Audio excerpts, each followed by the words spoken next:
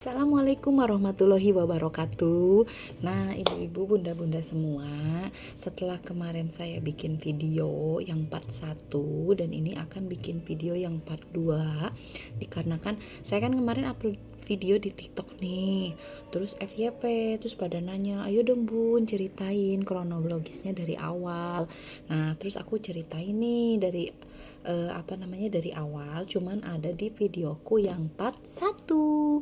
Nah, ini karena banyak yang minta, jadi saya akan membuat video yang part 2. Nah, banyak yang tanya nih, gimana sih Bun, rasanya kuret itu sakit apa enggak sih? Oke, saya akan jawab, kuretnya itu enggak sakit sama sekali, karena posisi kuret itu dibius total. Jadi kita tidak merasakan apapun, sakit apapun. Dibius terus kemudian bangun udah dalam posisi kondisi sehat lagi. Nah, terus ada yang nanya lagi nih, Bun, kenapa sih bisa gitu kehamilan kosong? Apa sih yang terjadi? Nah, kemarin saya dijelasin nih sama dokter kandungannya, karena kehamilan kosong itu dipengaruhi oleh apa? Kata dokternya itu oleh sel telur yang tidak siap untuk menerima sperma, atau mungkin spermanya kurang baik dan keduanya itu tidak berinteraksi, ibaratnya apa ya, berinteraksi lah dengan baik gitu, sehingga menyebabkan kehamilan kosong itu. Nah, terus ada yang tanya lagi nih, Bun, di usia kehamilan berapa minggu dinyatakan kehamilan kosong? Nah, pertama, setelah positif hamil 2 hari telat head dari biasanya, saya langsung ke dokter kandungan nih. Dokter kandungan menyatakan bahwa belum ada kantong rahimnya di usia 4 minggu itu, cuman rahimnya itu sudah membesar. Kemudian saya disuruh balik lagi di usia kehamilan kurang lebih 6 minggu apa 7 minggu. Nah, di usia kehamilan itu kantong kehamilannya sudah muncul, akan tetapi tidak ada janin yang kelihatan. Masih berpikir positif kan? Oh, mungkin janinnya lagi ngumpet nih. Oke, nanti kembali lagi ya 2 minggu kemudian. Kemudian setelah 2 minggu kemudian saya kembali lagi. Nah, cuman posisinya ke kembali lagi, cuman tetap di OSG tetap nggak kelihatan. Cuman memang si kantong kehamilannya itu dari minggu ke-7 sampai minggu ke-2 minggu kemudian itu berkembang, cuman nggak ada janinnya gitu. Nah, terus ini hasil yang dinyatakan dokter itu bahwa dinyatakan BO atau kehamilan kosong. Nah, saya kan nggak yakin nih, apa iya bisa kehamilan kosong. Nah, kemudian saya pergi untuk mendapatkan second opini. Saya pergi ke dokter lain nih. Nah, di situ juga menyatakan dokter bahwa kehamilannya juga kosong. Jadi ini tuh cuman kantong kehamilannya aja, tapi tidak ada janin yang yang berkembang di sini, sama sekali nggak ada janinnya.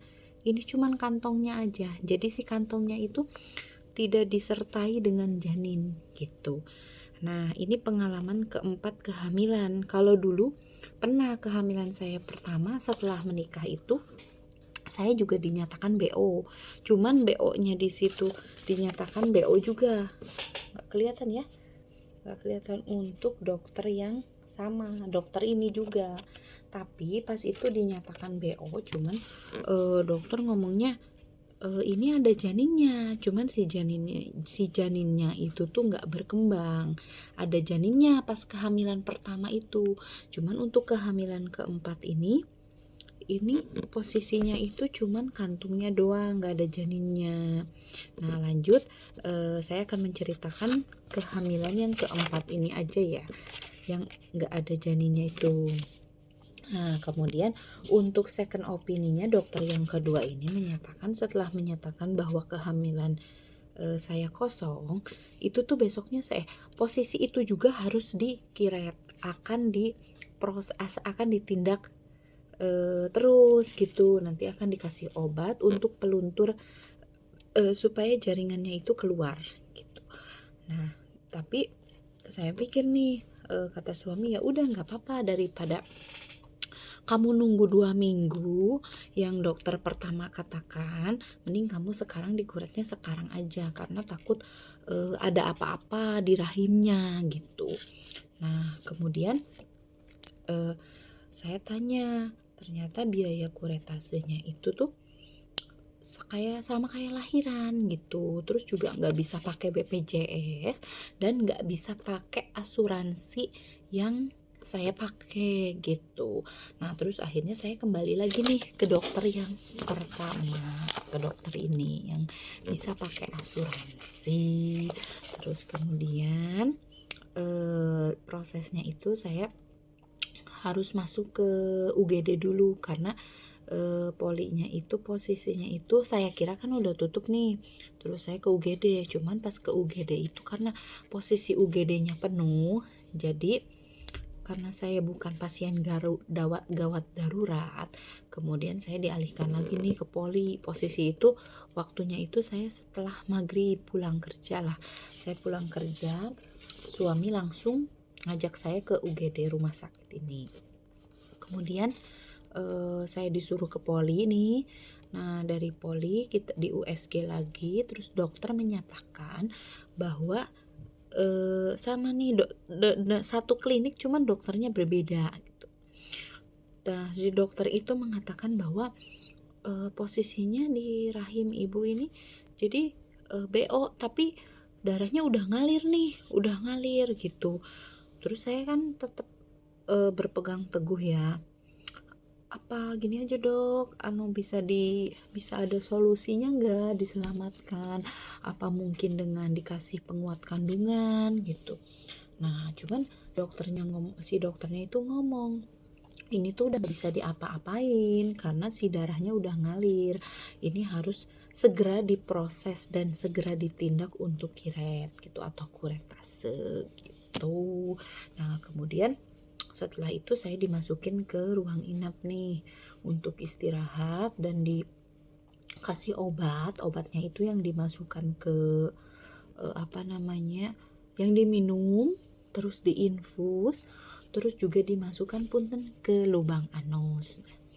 Setelah itu nggak cuman sebatas itu, jadi kita tetap ada proses EKG gitu untuk pengecekan jantung, terus cek darah, terus kalau untuk tensi semua kan itu udah biasa ya. Cuman untuk kuretase kali ini tuh benar-benar prosesnya itu tuh benar-benar lengkap gitulah. Ada harus cek jantung, ada harus cek darah gitu. Nah, kemudian setelah itu saya rawat inap semalam. Perawatnya mengatakan bahwa ini ibu akan ditindak jam 6 pagi. Nah, kebetulan jam 6 pagi itu saya udah masuk ruang tindakan, deg-degan banget kan. Karena apa? Karena kayak peralatan untuk kuretnya itu tuh udah diliatin gitu, kayak ada pisau, gunting, terus nggak tahu alat apalah namanya gitu di situ. Terus kemudian karena dokternya itu ada pasien yang mau sesar, nah sehingga saya itu nunggu sampai jam 9. Nah, setelah jam 9 jadi dokter anestesinya datang, dokter anestesi dan dokter kandungan. Jadi dokternya itu ada 2 di ruang tindakan itu, dokter anestesi sama dokter kandungannya. Nah, sebelum proses itu benar-benar dibius total. Jadi saya ingat itu sebelum dibius itu, sebelum disuntikan itu jam 9 kurang seperempat gitu ya. Udah disuntikin, dibius langsung langsung bener-bener gak inget apa-apa. Kemudian sadar lagi, saya posisinya itu sadar mendengar, cuman gak bisa mendengar, bisa ngomong, cuman mata bener-bener gak bisa melek gitulah. Nah, kemudian suami saya kan nunggu di luar nih, nggak tahu nunggu di mana. si perawatnya tuh ngomong keluarga, "Ibu mana ini?" Nggak ada. Terus saya sempat sadar, "Bu, minta tolong nih di WA kan suami saya," gitu. Tapi posisinya itu masih setengah sadar setengah enggak nih. Terus si perawatnya ngomong, "Ibu nggak, jangan dulu bangun, nanti malah muntah dan pusing. Ibu tiduran dulu aja." Saya tiduran, terus bener-bener sadar totalnya itu jam 9 lebih 10 menit. Itu sudah benar-benar sadar gitu. Terus saya pegang, loh kok saya posisinya udah bersih nih, udah bersih, udah pakai punten, udah pakai celana gitu ya. Tapi nggak sakit sama sekali. Terus setelah itu kan saya dipindahin lagi nih ke ruangan gitu ya, ke ruangan dipindahin lagi. Terus ya udah istirahat, nggak kerasa apa-apa, nggak kerasa sakit mules atau apa, nggak sama sekali nggak. Terus tak lihat juga nifasnya itu nggak kayak nifas orang lahiran kalau kiret sekarang. Tapi kalau untuk, memang kalau dulu untuk proses kiret yang pertama saya tuh kayak lahiran, karena nifasnya itu bener-bener nifas kayak habis orang lahiran.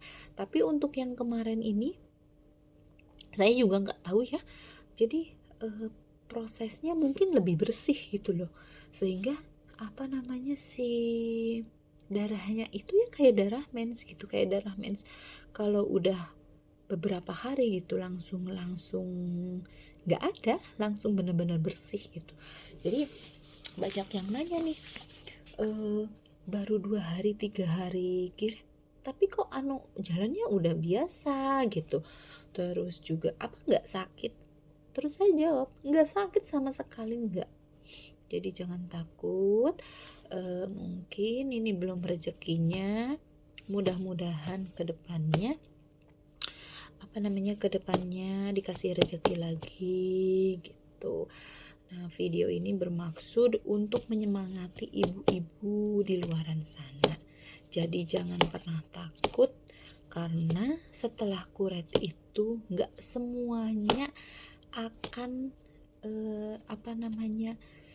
katanya kan ada yang ngomong susah buat hamil lagi. Enggak sama sekali, karena saya pengalaman di kehamilan saya yang pertama saya mengalami kuretase, terus bulan berikutnya mens 1 kali, dan bulan berikutnya sudah isi lagi. Dan anak saya sekarang berumur 8 tahun, kemudian anak kedua saya berumur 7 tahun, beda selisih 1 tahun, dan ini kehamilan keempat saya.